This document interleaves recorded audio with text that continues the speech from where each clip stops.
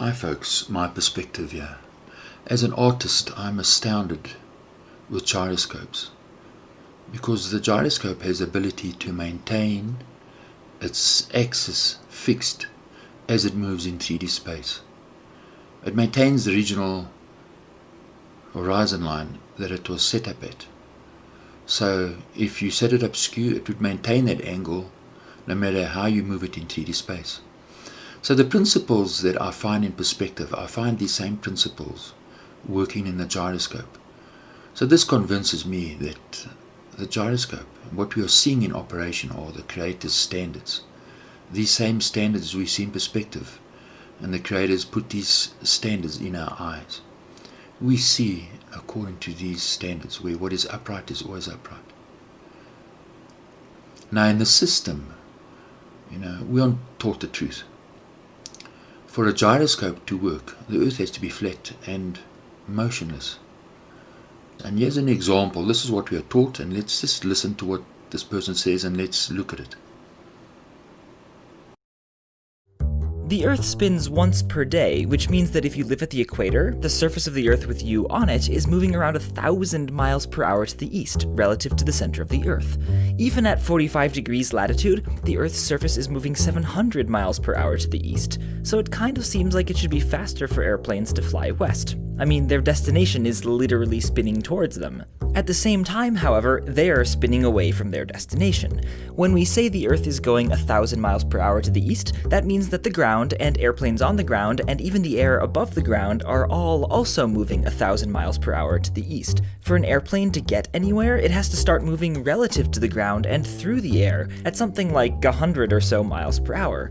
So when it flies east, it's actually moving 1,000 plus 100 miles an hour to the east. And when it flies west, it's actually moving 1,000 minus 100 miles an hour to the east. Yes, to go west, you go east, just slower than the Earth is going east. Unless you're within 10 or so miles of the poles, in which case a brisk westward walk will take you legitimately west.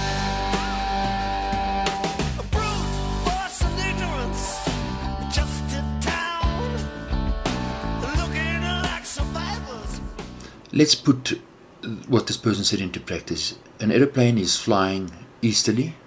Now look how tight this aeroplane turns. Now it turns back and flies westerly. Or the aeroplane's flying westerly, it does a sharp turn, now flies direct easterly.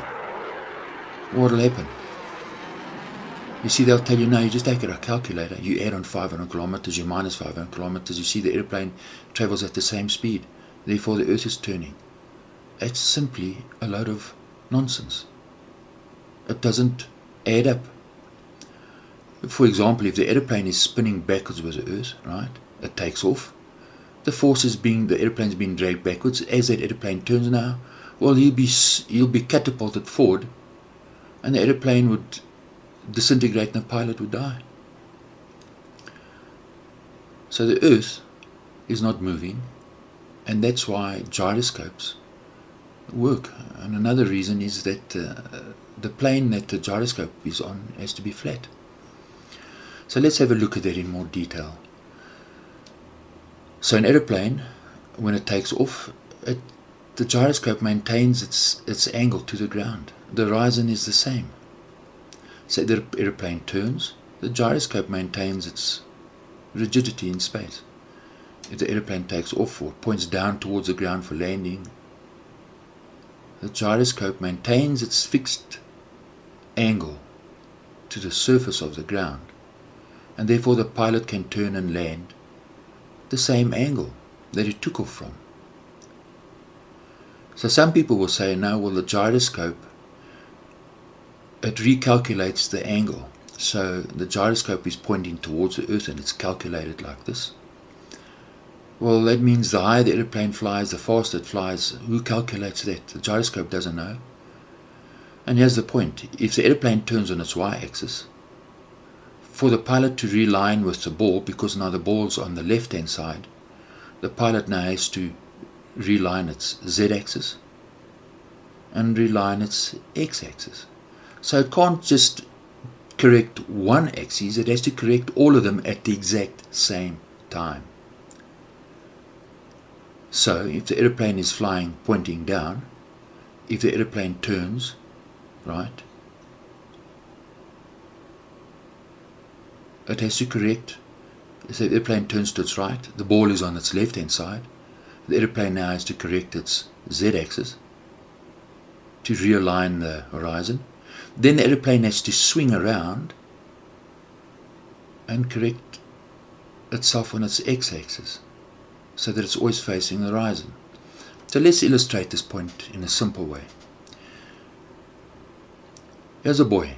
His eyes is level with this ball, right? He turns to his right, that means the ball is on his left hand side. For him to realign his eyes with the ball, he has to turn all three axes, and that means his body has to turn so that the ball now is back in line with his eyesight. It's the same principle. But look what happens to the ball. You see, from your perspective, the ball angle changes. So how do the pilots calculate for that if the gyroscope is correcting on one axis? And now, we've all been to air shows and we've seen pilots doing tricks, right? How they flip the plane around in 3D space. And I'll tell you that the pilot maintains his position with the ground through the use of his gyroscope. So the gyroscope, as his position changes, it has to be flat. It has to be level with a flat, level surface. So if the plane takes off, the gyroscope is maintaining the pilot's position that he took off from. The horizon is always flat and level. No matter which axis the pilot spins on, his X, his Y, his Z, and he's moving in 3D space at the same time at a phenomenal speed. He always comes back and he's relying on his gyroscope, that the horizon is true. All he worries about is the horizon. It tells you that the Earth is flat. The pilot doesn't have to rearrange all three axes on the gyroscope. It tells you it's flat. It's as simple as that. It has to be flat and motionless for a gyroscope to work. Its position cannot change and the angles cannot change on one axis. So a buoy now, for example, if he's on a flat surface, he turns to his right, the horizon is still in front of him. These young men that are flipping around and they're spinning on all axes and they still land on their feet. It would be a different story if they were on a ball or the ball was curved. Their angles would continue to change. They wouldn't land on their feet. So what we see, we're living in a system where water, truth, they're not handing us truth, they're giving us sand. They know the truth, and the truth is not for public consumption. The truth is for them, and because if we knew the truth, well, then they wouldn't rule over us, and they wouldn't have power over us. And they need slaves and puppets to do their dirty work for them, because they're just basically lazy and stupid. So that's the world we're living in, and it just is what it is. And when they offer you something, it's junk.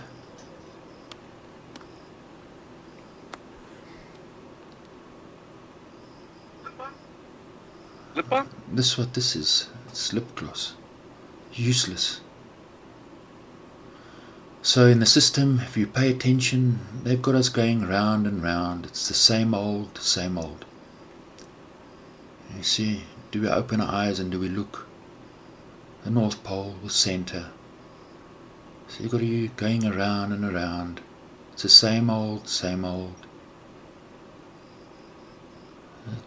Unfortunately, these people in the system is controlled by Santa, Satan, and his demons.